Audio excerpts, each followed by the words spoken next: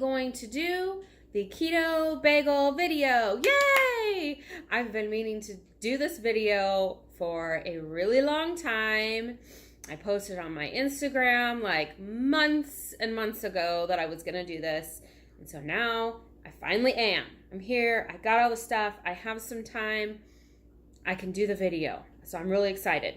I am going to post a link down below to the recipe, the webpage of the recipe that I got this from. It is from Wholesome Yum. And this is the only bagel recipe I have made.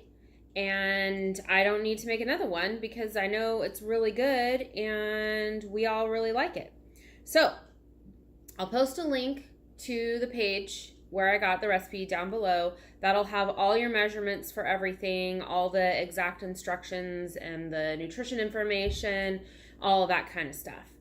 So you guys can go check her page out because she's the one that developed this recipe, not me. She needs the credit for it, not me. So this is how I make this recipe. It's really close to how she lays everything out for you guys. So in this bowl, I have almond meal. This is almond meal, not almond flour. She does say to have blanched almond flour. I just have almond meal, so that's what I'm using. Some baking powder.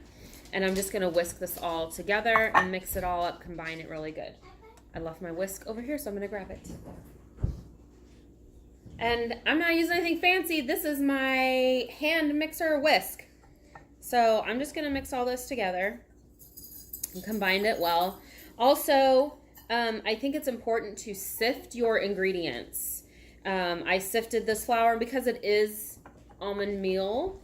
You know, there's a few more chunky things in it, and that by sifting it, it helps to avoid getting clumps and stuff in your product when you're all done.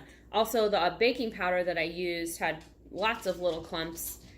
So this avoids, again, having little clumps of baking powder or whatever it is that you might be using for whatever recipe you're making.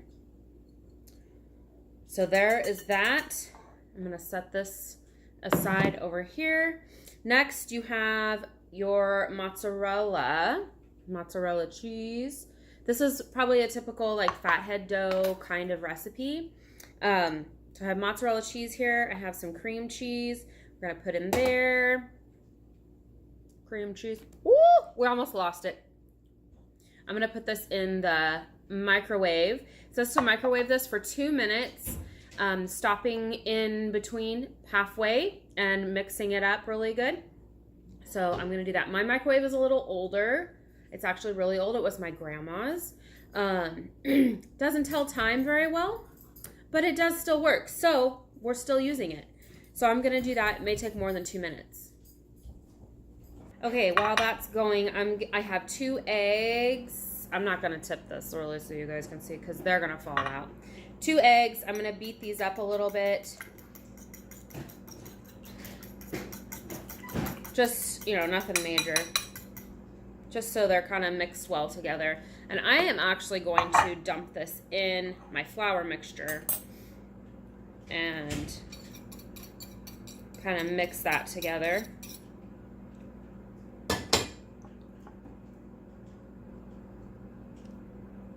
I found that it's kind of easier to add the, hold on. Yeah, this is probably going to take more than 2 minutes for my microwave. That's okay though, as long as it gets done, right? So you're just kind of mashing this together. I'll come over here so you guys can kind of see. It's starting to melt. The cream cheese is getting soft. Oh, focus. The cream cheese is getting soft.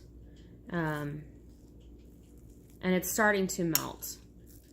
So I'm just kind of smashing it, mixing it, and then I'm gonna pop it back in the microwave.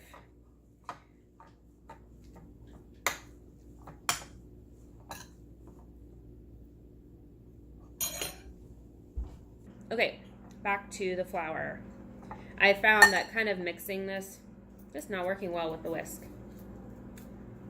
Mixing it with the eggs before adding the cheese mixture makes it a little bit easier, at least for me. I'm going to use a fork instead of the whisk. So let's just kind of get this combined. You could use your hands. I'm going to use my hands.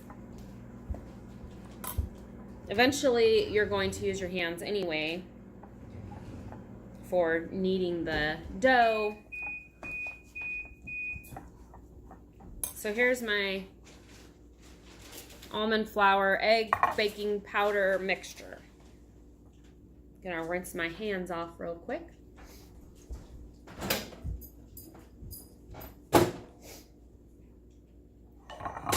Maybe I don't need to do it a little longer. So it's all melted and combined in there. It's melted pretty well. Now, you can do all kinds of things with this recipe. You can make it, I made it one time, I caramelized some onions and I put it in there. You could make this I did Italian seasoning one time also. You could make a sweet bagel. You could do like blueberry or something with this. Add some of your favorite keto sweetener. We use Truvia and Pure a lot.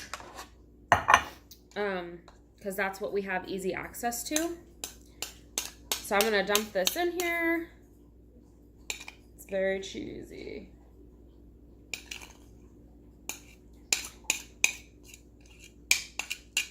And I'm going to use this spoon to kind of mash this all together for a little bit. And then you got to just get your hands in there and work it in. Now, I have found a really good way to keep from your hands getting super sticky is to keep them wet. Not super wet, but, you know, moist. Because you have to get all of this flour, egg, baking powder mixture combined. I might have to heat this up again. And that's one good thing about this. If you need to, you can heat it up again. And that will help also to combine everything together. So here you see it still needs to be worked in really well. You can still see the separation of the almond flour mixture and the cheese mixture.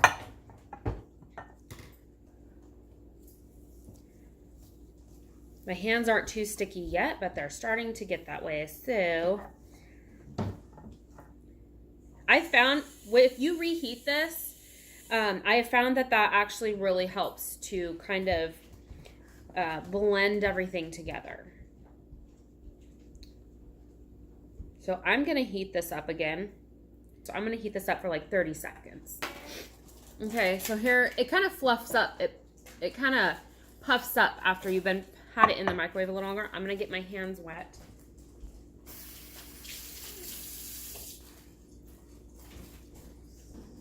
And we're gonna mash it. It's kind of fun. If you have kids, they might like to help do this part.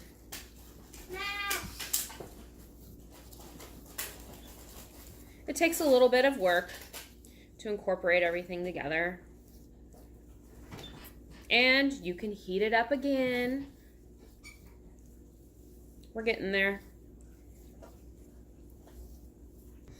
I'm going to heat this up one more time, I think.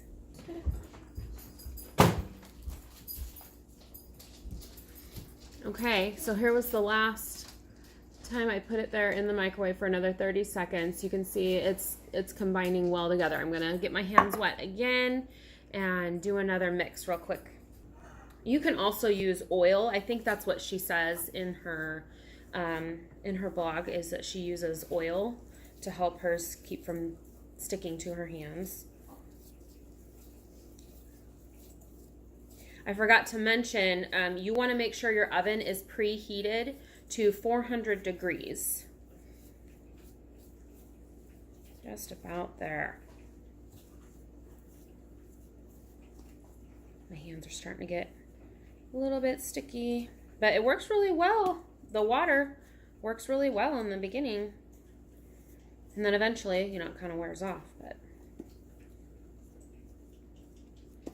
okay, I think we got it. You can see it's all worked in there pretty good. You can't really tell much of a difference between the cheese and the flour. It's all combined really well. Now, the next step is to put this in the fridge for a little bit so that it does get, excuse me, so that it does get kind of firm, because it's cheese, so it's gonna harden up a little bit. So I'm just gonna make this into a ball, and I'm gonna pop it in my fridge, and I will come back to you guys when I'm ready for the next step. There's my ball of dough. Look how nice that looks. While that's in the fridge doing its thing, you want to get a cookie sheet and line it with some parchment paper. I suppose if you don't have parchment paper, you could maybe put some olive oil or coconut oil or something down on the pan, or butter it to help things, you know, prevent things from sticking. So that could be another option for you also. I totally forgot that I wanted to make some of these bagels with some garlic seasoning and flavor in them. So I just took half of the ball of dough, and I just reheated it again for 30 seconds. And I'm just gonna, my hands are all greasy from the cheese. Okay. So I'm just gonna mix in some already minced garlic. I know it's probably better to mince it yourself, but I ain't got time for that. So I'm putting in some minced garlic, and then I'm also going to use a little bit of this. I got this at Costco. It's really good, and it's organic, so just some garlic seasoning. Probably the best time to add any kind of powdered seasoning would be in your flour mixture before you add the eggs. But like I said, I forgot, so I'm just gonna mix all this in. So I'm gonna have just regular bagels, and I'm gonna have garlic. Smells good. All right, I think that's probably pretty good. So I'm gonna put this guy in the fridge now and let it cool down. I think this one is cooled down enough. It's firm enough that we can cut it into our bagel shapes. Here it is in our bowl. And what we're gonna do is, when you have the whole ball of dough, she says to cut it into 6 pieces. So this one, maybe we'll cut it into 4s. I think that's how I usually do mine, is I cut my whole ball into 8 pieces. Yeah. So we're just gonna, you get a knife, we're just gonna cut this into 4ths, and then we are going to shape our bagels. So this is much easier to cut into pieces when the dough has cooled down a little bit. So here is our cookie sheet. The oven is hot and ready to go. I just take these, so they're gonna be a little small. I just take these, like you're playing with Play-Doh and you're making a snake, you know?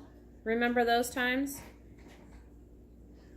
You take this, make your little log, and then you flip it over. So this is gonna be a little small. I don't want them this small. I'm not gonna cut these into 4s. I'm gonna take a little bit from one of these other ones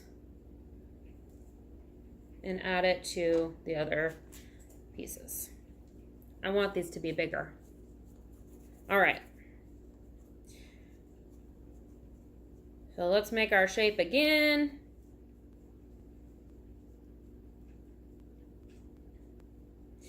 And when it's cooled down this way, it doesn't stick to your hands like it does when it's warmer. Okay, so let's see how this one comes out. So this is a little longer. I just fold it over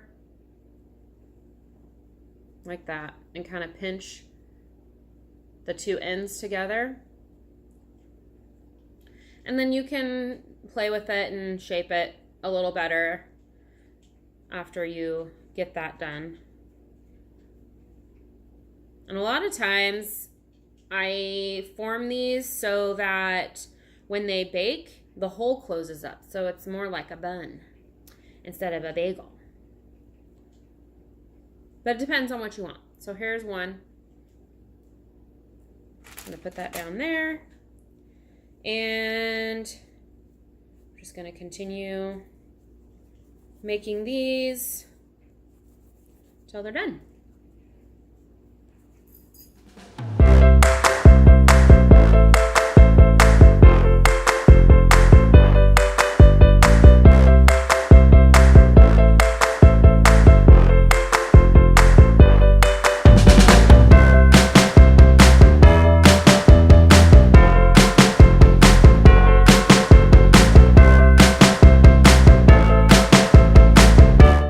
I'm going to get the other batch out of the fridge. It should be cooled off plenty enough. So here's that one. You can't see the garlic pieces in there, but they're in there. And it smells really good too.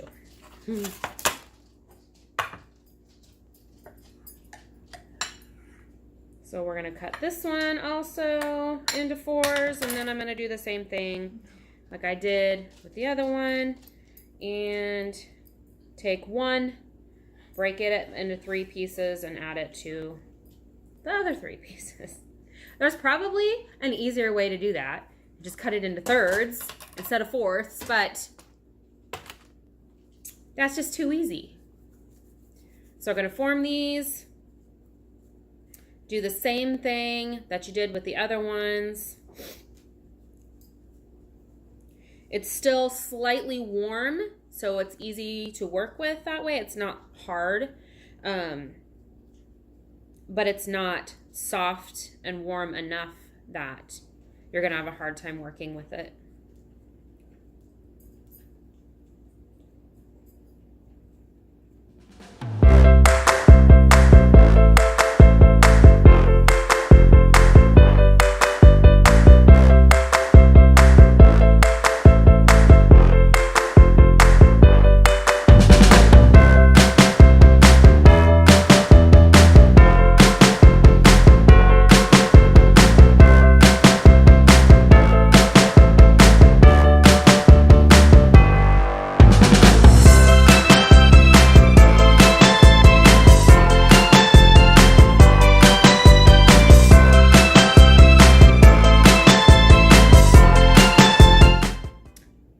There we go.